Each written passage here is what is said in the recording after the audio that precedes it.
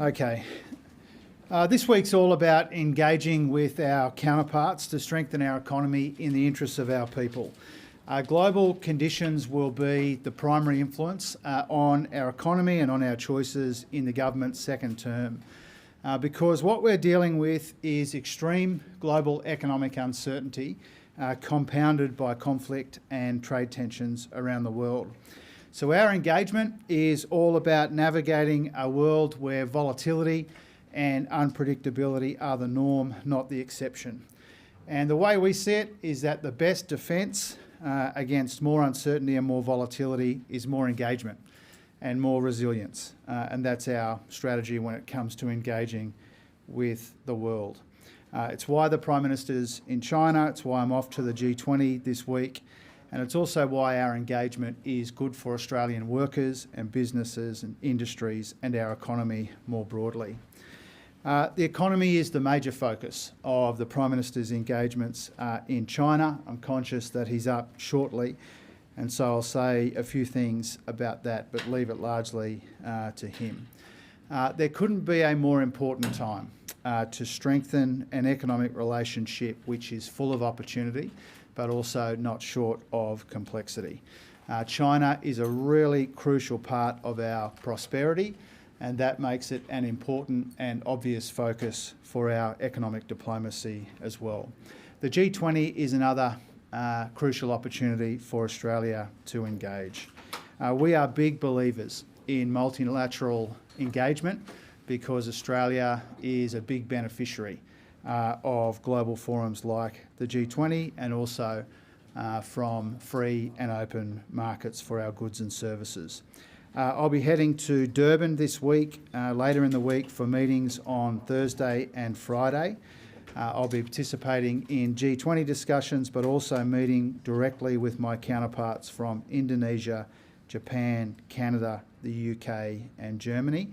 And my focus at the G20 will be on strengthening economic ties, but also with a particular focus on capital flows, on supply chains, on critical minerals, and also dealing with the structural issues in our own economies. That's the focus of our international engagement in July, and it's also the focus of our Reform Roundtable in August. I have been really encouraged by the interest shown by my colleagues, by the regulators, by business and union leaders in the Reform Roundtable. Just over the course of the last couple of weeks, we've had a number of good discussions with Cabinet colleagues. I met with the Education Minister this morning about his contribution to the Roundtable. I think I've written to more than 30 regulators now. I had a good long discussion with the head of the Business Council. I've had a good long discussion with the leaders of the ACTU. And from those discussions, I am really encouraged and really optimistic that people will bring to the Reform Roundtable good, constructive ideas for how we build on the agenda the government is already rolling out, build on the progress that we've made together in our economy, and build consensus about the next steps forward as well. We've largely now finalised the structure of the agenda. Resilience Day 1, Productivity Day 2, Sustainability Day 3. We've asked Michelle Bullock to kick off Day 1 after the Prime Minister and I. We've asked Danielle Wood to kick off Day 2, and I'll ask Jenny Wilkinson to kick off Day 3. We're also finalising the next round of core invitations. I don't think it would come as a surprise to anyone who's seen the interest that people have shown in the roundtable that it is difficult to narrow that down. We can't have every industry or every interest represented individually, but the major peaks will be there. There'll be other opportunities for people to contribute. And again, my ministerial colleagues are doing a terrific job hosting their own reform roundtables to gather ideas and priorities in their own portfolios. Those roundtables have already begun, but the pace of those will quicken between now and towards the end of August when we host the roundtable next door. So a huge week for international engagement, really important week to feed into our other considerations when it comes to economic policy. Happy to take some questions about any or all of that. We'll just impose some order here and go here and then Jack. You've always spoken about the importance of and value of independent advice. Treasury says you can't fix the budget without raising taxes or slashing spending. So are you open to this advice?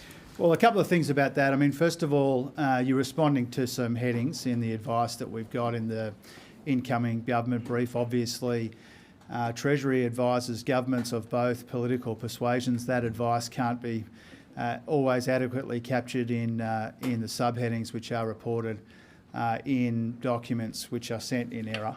And what's happened here is a Treasury official has sent those documents in error. That sort of thing happens from time to time. I'm pretty relaxed about it, to be honest, because of course Treasury provides advice for incoming governments, and no government typically goes into the detail of that.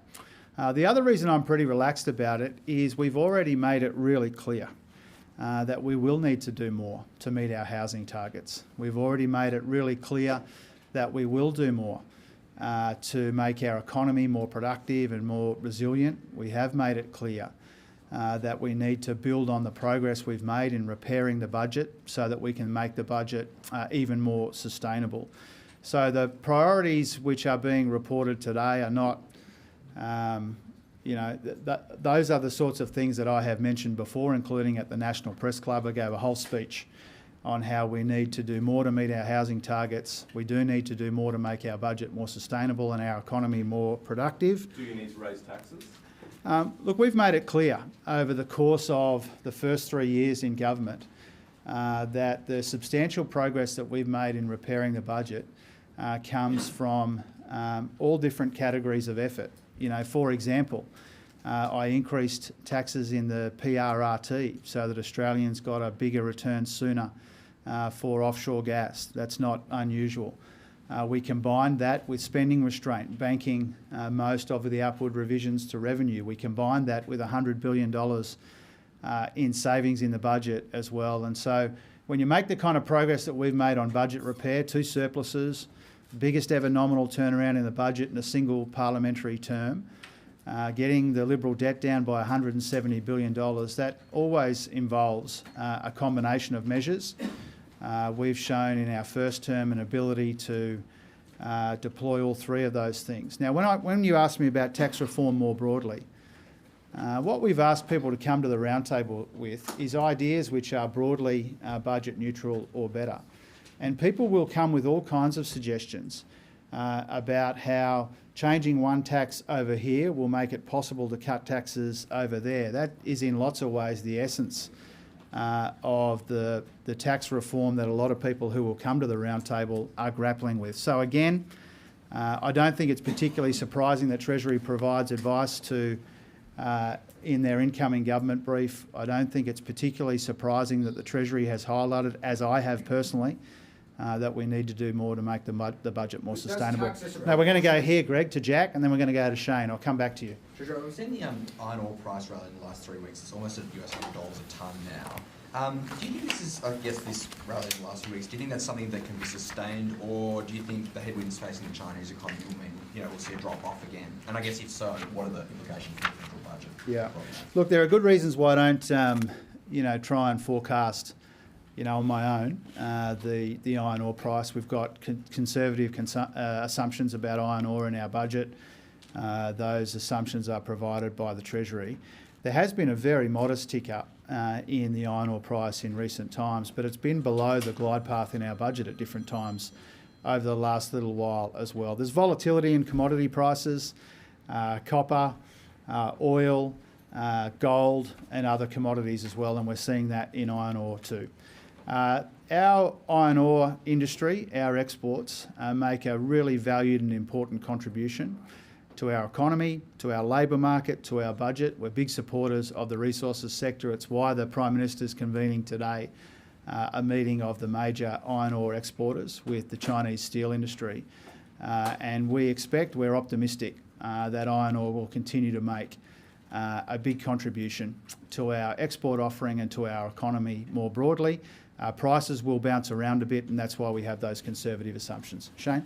Treasurer, if the states were able to come up with their own GST reform plan to your roundtable, would you be open to it? And do you believe that GST regulation, where tiramisu is treated differently to cheesecake, is that a sign that the tax system is too complex in that space? Well, I think both the Prime Minister and I have made it pretty clear that when it comes to the GST, we've had a view about that historically, and that view hasn't changed. We've tried not to artificially limit the ideas that the states or others will bring to the reform roundtable. We've tried to have a relatively open mind, but you've all heard me talk about the GST before, and you all would have noticed what the Prime Minister said about the GST in the last few days, and those views haven't changed. Now, when it comes more broadly to complexity in the tax system, of course, we are interested in ways to simplify the tax system. When we speak with tax experts and people that have a view about tax reform, they're interested in efficiency and equity and simplicity and other design principles like that. And so ideally people will come with views about how we simplify the tax system, and where that fits more broadly into our efforts on productivity, the engagement I've had with our regulators, the views that we've expressed publicly, is if there are ways that we can simplify and consolidate regulations in our economy, then that would be a good thing for productivity as well, so long as we don't trade away reasonable standards and protections for people. We'll go to Mike, and then we'll go to Matt, and then Phil, and then Tom. We'll come back to you. Just on the potential or consideration of a road user charge that could be applied to electric vehicles. EV sales, the EVs only comprise like under 8% of the car market at the moment, and transport emissions continue to trend up. I'm just wondering if you're factoring in the potential for a road user charge to stymie growth, and have you discussed the issue with Minister Bowen? Well, that wouldn't be the intention of reforming that part of the tax system. I think it's been clear for some time that over time, there'll be disagreements about how long it will take, but over time, the use of fossil fuels in our car fleets will come down and EV use will go up. We've seen that, and we're making a contribution to that with our policies, and that will have implications for the tax base. And again, I've tried to be upfront with people really for some months now, engaging with the states, engaging with the sector. I had a discussion with the Transurban Board the other day about this. I've had discussions with Catherine King and Chris Bowen about this over time. This is not a new development, and our interest in seeing what can be done over the medium and long term is not a revelation either. We flagged that for some time. Matt, then Phil, then Tom. Press Club, you mentioned tax as a percentage of GDP was lower than your spending as a percentage of GDP. Are you happy for that to stay the way it is? Do you think that the spending as a percentage of GDP would need to change, and can you point out anything specific that might need to be lowered, 8% spending growth in NDIS, etc.? And then just secondly, the Treasury advice mentioned building on super as part of reform as well. Will that be something important to bring up in the economic reform roundtable?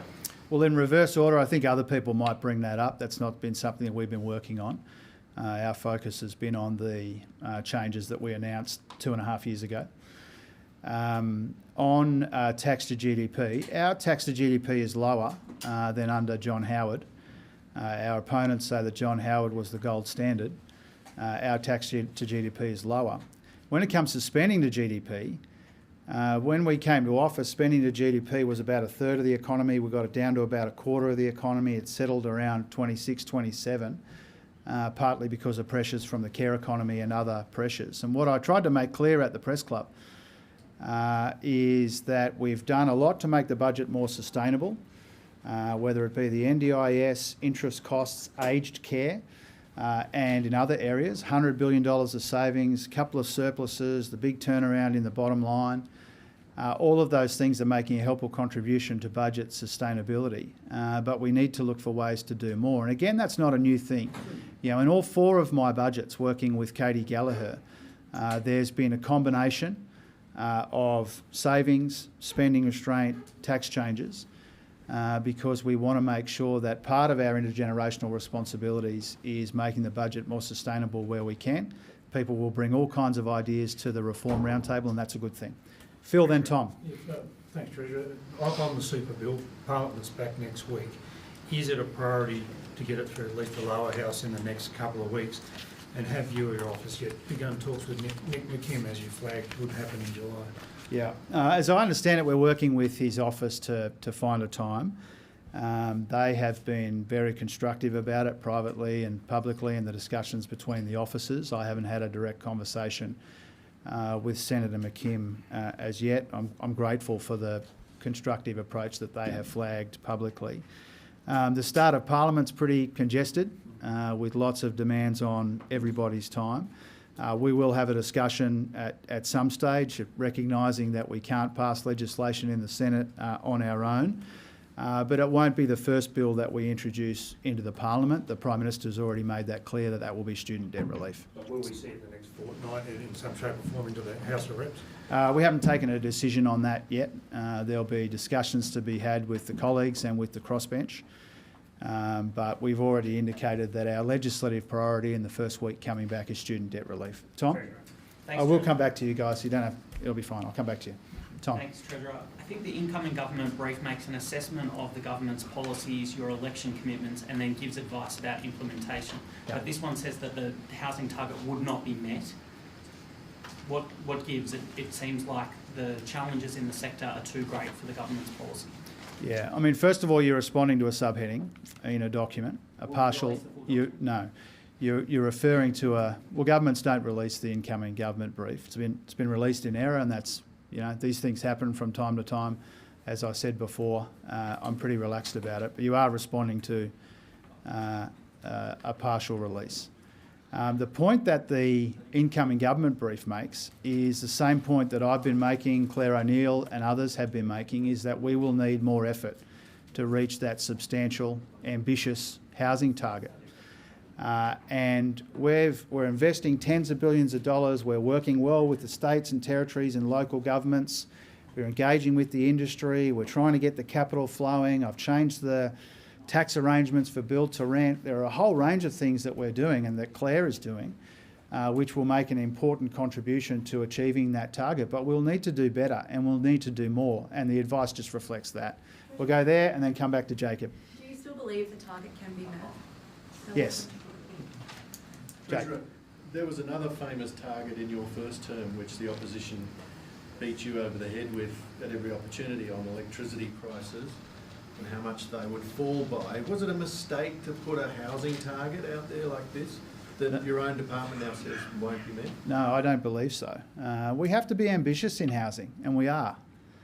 And, I think it would be strange if a government like ours saw the obvious challenges in housing and decided anything other than to try and be ambitious about building many more homes for people.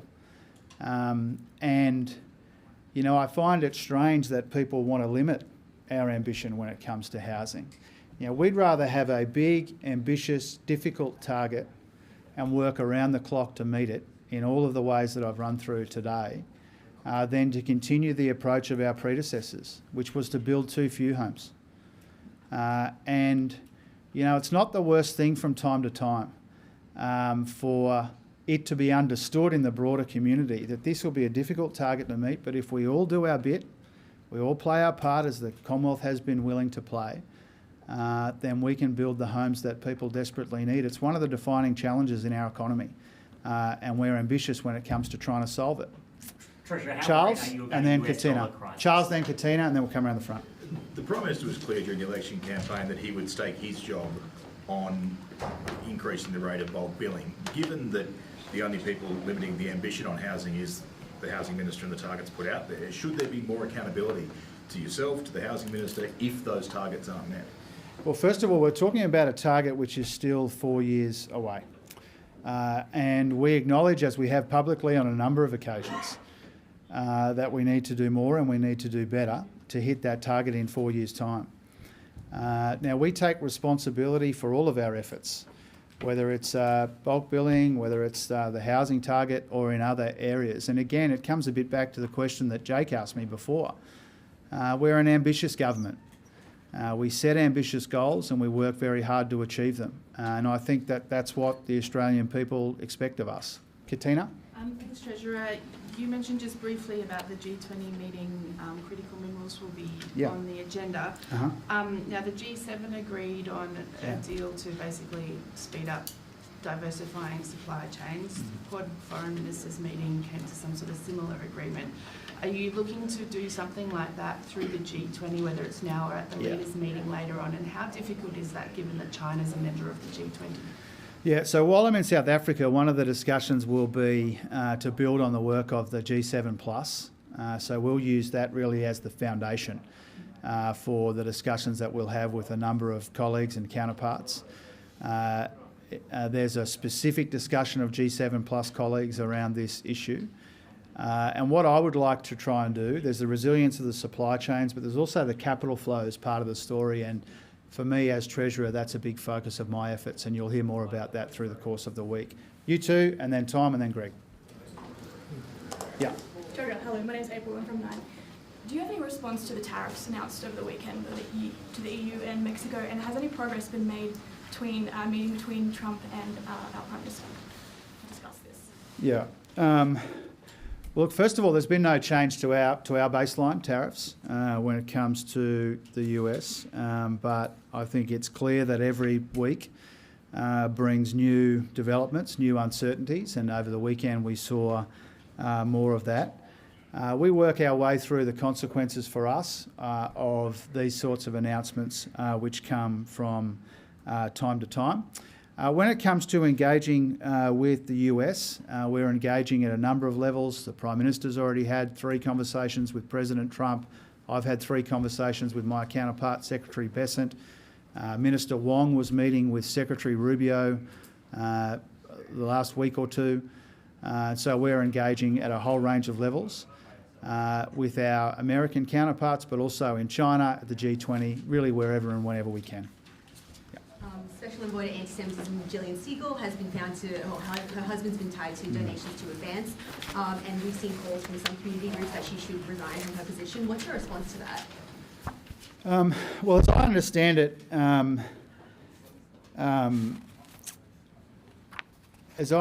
it, she's made comments about this herself, and she's addressed this issue publicly, and I see it really as a matter for the envoy. We are taking substantial steps to crack down on this disgraceful escalation in anti-Semitism that we're seeing in our society. We're already taking a number of steps, and the envoy has provided us with some suggestions and ideas, proposals for what else might be considered. We're working our way through that. But when it comes to donations made by her husband to that organisation, she's addressed this publicly on the record, and I see that as a matter for her. Tom? Treasurer, how concerned are you about the scenario that Treasury has modelled that involves the loss of the US dollar as the global reserve currency and the independence of the Fed? And secondly, just for the record, that subheading in full on new homes says that the 1.2 million new homes target will not be met. It's about as unambiguous as any of the headings get, so are you saying that your department is wrong on that? Well, Tom, I've read the incoming government brief. I don't need reminding of what it says. You know, I read it on the Sunday after the election and subsequently as well, and what you've just pointed out is not inconsistent with the question that I answered, I think, from Tom a moment ago. The point that the Treasury is making, the point that I understand and accept, is that the government will need to do better and do more to meet that target. Under current trajectories, we would fall short, but that doesn't mean that between now and over the course of the next 4 years that we can't consider ways and work with the states and territories and others, local governments and others, on ways to build more homes. And I can tell you, having discussed this and met with Minister O'Neill a number of times since the election, that her highest priority is working out what we need to do differently and better in our current ambitious suite of housing policies to meet this ambitious target. Now, when it comes to the part of the incoming brief about international conditions, I welcome and I encourage the Treasury to think about best and worst case scenarios. I've always been like that since I've been Treasurer, and last time I was working in this portfolio, because I believe if you consider worst case scenarios, it gives you a better chance to work through them if they eventuate. It's the approach we took, the global financial crisis, it's the approach we take now. We've got to recognise this is the fourth big economic shock in less than 2 decades. It would be strange if Treasury wasn't advising me on the worst case scenarios, whether it's about bond markets in the US, currency exchanges, or other challenges to the global system. As I made clear at the very beginning, this global economic uncertainty is really the primary influence on the government's second term. It's the thing that is most likely to constrain our choices and guide and shape our choices. And so I think what you're seeing in those headings released under the FOI is really the Treasury's best attempt at working out a whole range of scenarios.